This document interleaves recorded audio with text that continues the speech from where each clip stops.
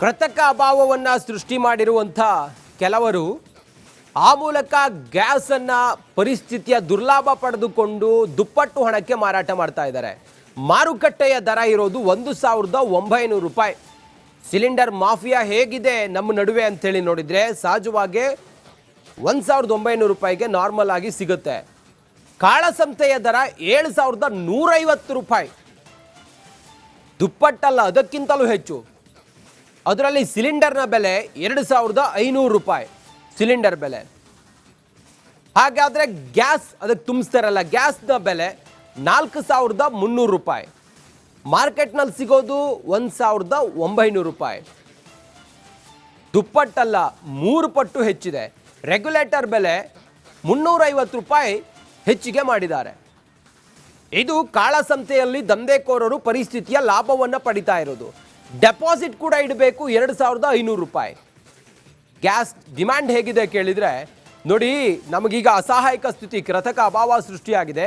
ಹೀಗಿರುವಾಗ ಇದನ್ನೇ ಬಂಡವಾಳ ಮಾಡಿಕೊಂಡಂಥ ಕೆಲವು ಕಿಡಿಗೇಡಿಗಳೇ ಅವರು ಕಾಳಸಂತೆಯಲ್ಲಿ ದುಪ್ಪಟ್ಟು ಹಣಕ್ಕೆ ಮಾರಾಟ ಮಾಡ್ತಾ ಇದ್ದಾರೆ.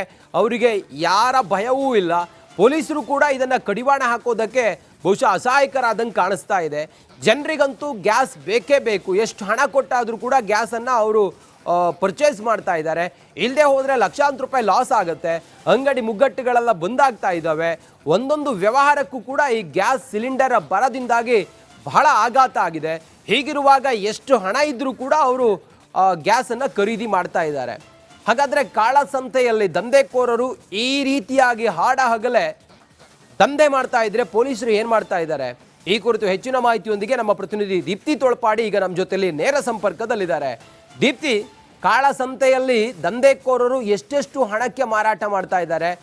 ಜನ ಅಷ್ಟು ಹಣ ಕೊಟ್ಟು ಕೂಡ ಖರೀದಿ ಮಾಡ್ತಾ ಇದ್ದಾರಲ್ಲ, ಅಸಹಾಯಕ ಸ್ಥಿತಿ ಜನರದ್ದು. ಯಾಕೆ ಪೊಲೀಸರು ಇದನ್ನು ಗಮನಿಸ್ತಾ ಇಲ್ವಾ? ಏನಾಗಿದೆ ದೀಪ್ತಿ?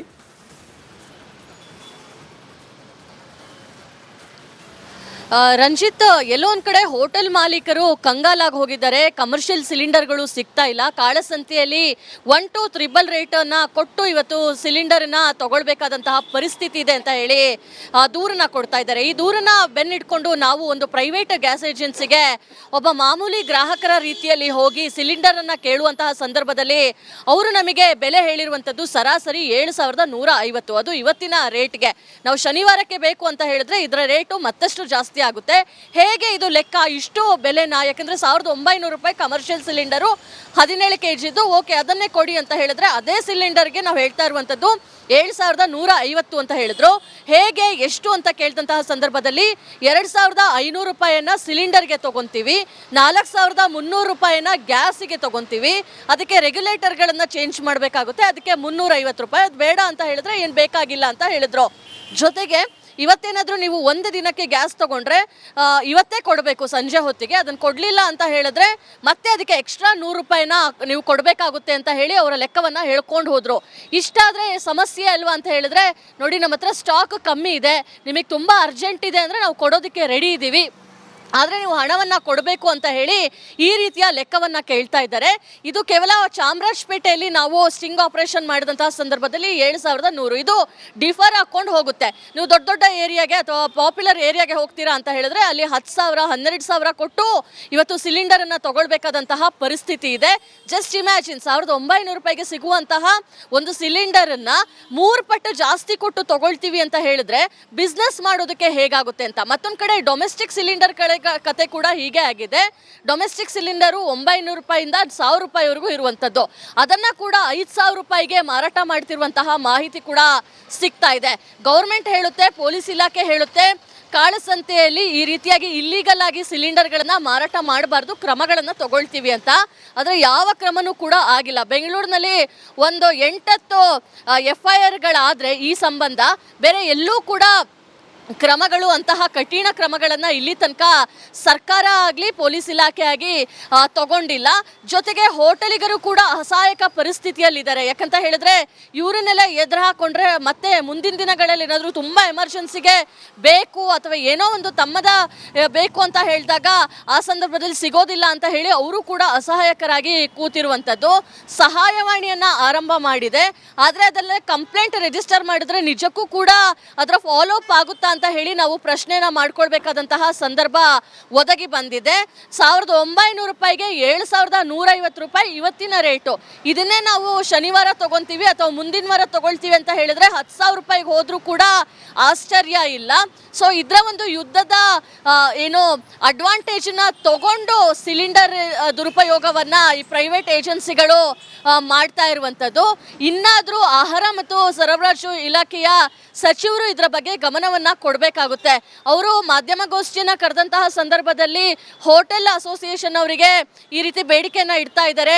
ಸಿಲಿಂಡರ್ಗಳು ಸಿಗ್ತಾ ಇಲ್ಲ, ಬೆಂಗಳೂರಿನಲ್ಲಿ 20% ಹೋಟೆಲ್ಗಳೆಲ್ಲ ಬಂದ್ ಆಗಿದೆ, ದರ್ಶಿನಿಗಳಿಲ್ಲ, ಫುಟ್ಪಾತ್ನಲ್ಲಿ ಹೋಟೆಲ್ಗಳಿಲ್ಲ, ಜನ ಪರದಾಡ್ತಾ ಇದ್ದಾರೆ ಅಂತ ಹೇಳಿದಂಥ ಸಂದರ್ಭದಲ್ಲಿ 1,000 ಸಿಲಿಂಡರ್ ಅನ್ನು ಕೊಡ್ತೀವಿ ಅಂತ ಹೇಳ್ತಾರೆ ಹೊರತು ಈ ರೀತಿಯ ಕೃತಕ ಸಿಚುವೇಶನ್ ತಗೊಂಡು ದುಪ್ಪಟ್ಟು ಹಣಕ್ಕೆ ಮಾರಾಟ ಮಾಡುವವರ ವಿರುದ್ಧ ಕ್ರಮ ಹೇಗೆ ಯಾವ ರೀತಿ ಅನ್ನೋದ್ರ ಬಗ್ಗೆ ಅವ್ರ ಹತ್ರ ಆನ್ಸರ್ ಇಲ್ಲ. ಇನ್ನಾದ್ರೂ ಇದಕ್ಕೆ ಎಚ್ಚೆತ್ಕೊಂಡು ಒಂದಿಷ್ಟು ಕಠಿಣ ಕ್ರಮಗಳನ್ನ ತಗೊಳ್ಬೇಕಾಗುತ್ತೆ ರಂಜಿತ್. ಓಕೆ, ಥ್ಯಾಂಕ್ ಯು ನಿಮ್ಮೆಲ್ಲ ಮಾಹಿತಿಗಾಗಿ ದೀಪ್ತಿ. ಕೃತಕ ಅಭಾವವನ್ನ ಸೃಷ್ಟಿ ಮಾಡಿರುವಂಥ ಕೆಲವರು ಆ ಮೂಲಕ ಗ್ಯಾಸ್ ಅನ್ನ ಪರಿಸ್ಥಿತಿಯ ದುರ್ಲಾಭ ಪಡೆದುಕೊಂಡು ದುಪ್ಪಟ್ಟು ಹಣಕ್ಕೆ ಮಾರಾಟ ಮಾಡ್ತಾ ಇದ್ದಾರೆ. ಮಾರುಕಟ್ಟೆಯ ದರ ಇರೋದು 1,900 ರೂಪಾಯಿ. ಸಿಲಿಂಡರ್ ಮಾಫಿಯಾ ಹೇಗಿದೆ ನಮ್ಮ ನಡುವೆ ಅಂತೇಳಿ ನೋಡಿದ್ರೆ ಸಹಜವಾಗಿ 1,900 ರೂಪಾಯಿಗೆ ನಾರ್ಮಲ್ ಆಗಿ ಸಿಗುತ್ತೆ. ಕಾಳಸಂತೆಯ ದರ 7,150 ರೂಪಾಯಿ, ದುಪ್ಪಟ್ಟಲ್ಲ ಅದಕ್ಕಿಂತಲೂ ಹೆಚ್ಚು. ಅದರಲ್ಲಿ ಸಿಲಿಂಡರ್ನ ಬೆಲೆ 2,500 ರೂಪಾಯಿ ಸಿಲಿಂಡರ್ ಬೆಲೆ. ಹಾಗಾದ್ರೆ ಗ್ಯಾಸ್ ಅದಕ್ಕೆ ತುಂಬಿಸ್ತಾರಲ್ಲ, ಗ್ಯಾಸ್ನ ಬೆಲೆ 4,300 ರೂಪಾಯಿ. ಮಾರ್ಕೆಟ್ನಲ್ಲಿ ಸಿಗೋದು 1,900 ರೂಪಾಯಿ. ದುಪ್ಪಟ್ಟಲ್ಲ 3 ಪಟ್ಟು ಹೆಚ್ಚಿದೆ. ರೆಗ್ಯುಲೇಟರ್ ಬೆಲೆ 350 ರೂಪಾಯಿ ಹೆಚ್ಚಿಗೆ ಮಾಡಿದ್ದಾರೆ. ಇದು ಕಾಳಸಂತೆಯಲ್ಲಿ ದಂಧೆಕೋರರು ಪರಿಸ್ಥಿತಿಯ ಲಾಭವನ್ನು ಪಡಿತಾ ಇರೋದು. ಡೆಪಾಸಿಟ್ ಕೂಡ ಇಡಬೇಕು 2,500 ರೂಪಾಯಿ. ಗ್ಯಾಸ್ ಡಿಮ್ಯಾಂಡ್ ಹೇಗಿದೆ ಕೇಳಿದರೆ ನೋಡಿ, ನಮಗೀಗ ಅಸಹಾಯಕ ಸ್ಥಿತಿ, ಕೃತಕ ಅಭಾವ ಸೃಷ್ಟಿಯಾಗಿದೆ. ಹೀಗಿರುವಾಗ ಇದನ್ನೇ ಬಂಡವಾಳ ಮಾಡಿಕೊಂಡಂಥ ಕೆಲವು ಕಿಡಿಗೇಡಿಗಳೇ ಅವರು ಕಾಳಸಂತೆಯಲ್ಲಿ ದುಪ್ಪಟ್ಟು ಹಣಕ್ಕೆ ಮಾರಾಟ ಮಾಡ್ತಾ ಇದ್ದಾರೆ. ಅವರಿಗೆ ಯಾರ ಭಯವೂ ಇಲ್ಲ. ಪೊಲೀಸರು ಕೂಡ ಇದನ್ನು ಕಡಿವಾಣ ಹಾಕೋದಕ್ಕೆ ಬಹುಶಃ ಅಸಹಾಯಕರಾದಂಗೆ ಕಾಣಿಸ್ತಾ ಇದೆ. ಜನರಿಗಂತೂ ಗ್ಯಾಸ್ ಬೇಕೇ ಬೇಕು. ಎಷ್ಟು ಹಣ ಕೊಟ್ಟಾದರೂ ಕೂಡ ಗ್ಯಾಸನ್ನು ಅವರು ಪರ್ಚೇಸ್ ಮಾಡ್ತಾ ಇದ್ದಾರೆ. ಇಲ್ಲದೆ ಹೋದರೆ ಲಕ್ಷಾಂತರ ರೂಪಾಯಿ ಲಾಸ್ ಆಗುತ್ತೆ. ಅಂಗಡಿ ಮುಗ್ಗಟ್ಟುಗಳೆಲ್ಲ ಬಂದಾಗ್ತಾ ಇದ್ದಾವೆ. ಒಂದೊಂದು ವ್ಯವಹಾರಕ್ಕೂ ಕೂಡ ಈ ಗ್ಯಾಸ್ ಸಿಲಿಂಡರ್ ಬರದಿಂದಾಗಿ ಬಹಳ ಆಘಾತ ಆಗಿದೆ. ಹೀಗಿರುವಾಗ ಎಷ್ಟು ಹಣ ಇದ್ದರೂ ಕೂಡ ಅವರು ಗ್ಯಾಸನ್ನು ಖರೀದಿ ಮಾಡ್ತಾ ಇದ್ದಾರೆ. ಹಾಗಾದರೆ ಕಾಳಸಂತೆಯಲ್ಲಿ ದಂಧೆಕೋರರು ಈ ರೀತಿಯಾಗಿ ಹಾಡ ಹಗಲೇ ದಂಧೆ ಮಾಡ್ತಾ ಇದ್ರೆ ಪೊಲೀಸರು ಏನು ಮಾಡ್ತಾ ಇದ್ದಾರೆ? ಈ ಕುರಿತು ಹೆಚ್ಚಿನ ಮಾಹಿತಿಯೊಂದಿಗೆ ನಮ್ಮ ಪ್ರತಿನಿಧಿ ದೀಪ್ತಿ ತೋಳ್ಪಾಡಿ ಈಗ ನಮ್ಮ ಜೊತೆಯಲ್ಲಿ ನೇರ ಸಂಪರ್ಕದಲ್ಲಿದ್ದಾರೆ. ದೀಪ್ತಿ, ಕಾಳಸಂತೆಯಲ್ಲಿ ದಂಧೆಕೋರರು ಎಷ್ಟೆಷ್ಟು ಹಣಕ್ಕೆ ಮಾರಾಟ ಮಾಡ್ತಾ ಇದ್ದಾರೆ? ಜನ ಅಷ್ಟು ಹಣ ಕೊಟ್ಟು ಕೂಡ ಖರೀದಿ ಮಾಡ್ತಾ ಇದ್ದಾರಲ್ಲ, ಅಸಹಾಯಕ ಸ್ಥಿತಿ ಜನರದ್ದು. ಯಾಕೆ ಪೊಲೀಸರು ಇದನ್ನು ಗಮನಿಸ್ತಾ ಇಲ್ವಾ? ಏನಾಗಿದೆ ದೀಪ್ತಿ?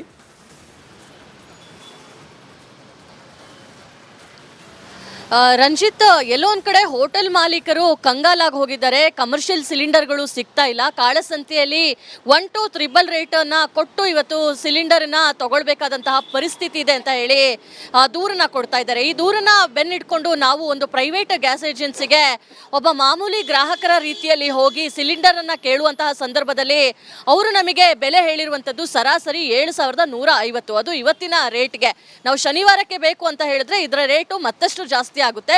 ಹೇಗೆ ಇದು ಲೆಕ್ಕ? ಇಷ್ಟು ಬೆಲೆನ, ಯಾಕಂದ್ರೆ 1,900 ರೂಪಾಯಿ ಕಮರ್ಷಿಯಲ್ ಸಿಲಿಂಡರು 17 kg ಓಕೆ, ಅದನ್ನೇ ಕೊಡಿ ಅಂತ ಹೇಳಿದ್ರೆ ಅದೇ ಸಿಲಿಂಡರ್ಗೆ ನಾವು ಹೇಳ್ತಾ ಇರುವಂತದ್ದು 7,150 ಅಂತ ಹೇಳಿದ್ರು. ಹೇಗೆ ಎಷ್ಟು ಅಂತ ಕೇಳ್ದಂತಹ ಸಂದರ್ಭದಲ್ಲಿ 2,500 ರೂಪಾಯಿಯನ್ನ ಸಿಲಿಂಡರ್ಗೆ ತಗೊಂತೀವಿ, 4,300 ರೂಪಾಯಿನ ಗ್ಯಾಸಿಗೆ ತಗೊಂತೀವಿ, ಅದಕ್ಕೆ ರೆಗ್ಯುಲೇಟರ್ಗಳನ್ನ ಚೇಂಜ್ ಮಾಡಬೇಕಾಗುತ್ತೆ, ಅದಕ್ಕೆ 350 ರೂಪಾಯಿ. ಅದು ಬೇಡ ಅಂತ ಹೇಳಿದ್ರೆ ಏನು ಬೇಕಾಗಿಲ್ಲ ಅಂತ ಹೇಳಿದ್ರು. ಜೊತೆಗೆ ಇವತ್ತೇನಾದರೂ ನೀವು ಒಂದು ದಿನಕ್ಕೆ ಗ್ಯಾಸ್ ತಗೊಂಡ್ರೆ ಇವತ್ತೇ ಕೊಡಬೇಕು ಸಂಜೆ ಹೊತ್ತಿಗೆ. ಅದನ್ನು ಕೊಡಲಿಲ್ಲ ಅಂತ ಹೇಳಿದ್ರೆ ಮತ್ತೆ ಅದಕ್ಕೆ ಎಕ್ಸ್ಟ್ರಾ 100 ರೂಪಾಯಿನ ನೀವು ಕೊಡಬೇಕಾಗುತ್ತೆ ಅಂತ ಹೇಳಿ ಅವರ ಲೆಕ್ಕವನ್ನು ಹೇಳ್ಕೊಂಡು ಹೋದರು.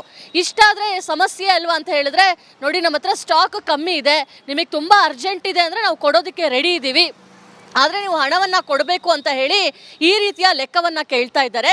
ಇದು ಕೇವಲ ಚಾಮರಾಜಪೇಟೆಯಲ್ಲಿ ನಾವು ಸ್ಟಿಂಗ್ ಆಪರೇಷನ್ ಮಾಡಿದಂತಹ ಸಂದರ್ಭದಲ್ಲಿ 7,100 ಇದು ಡಿಫರ್ ಹಾಕೊಂಡು ಹೋಗುತ್ತೆ. ನೀವು ದೊಡ್ಡ ದೊಡ್ಡ ಏರಿಯಾಗೆ ಅಥವಾ ಪಾಪ್ಯುಲರ್ ಏರಿಯಾಗೆ ಹೋಗ್ತೀರಾ ಅಂತ ಹೇಳಿದ್ರೆ ಅಲ್ಲಿ 10,000 12,000 ಕೊಟ್ಟು ಇವತ್ತು ಸಿಲಿಂಡರ್ ಅನ್ನ ತಗೊಳ್ಬೇಕಾದಂತಹ ಪರಿಸ್ಥಿತಿ ಇದೆ.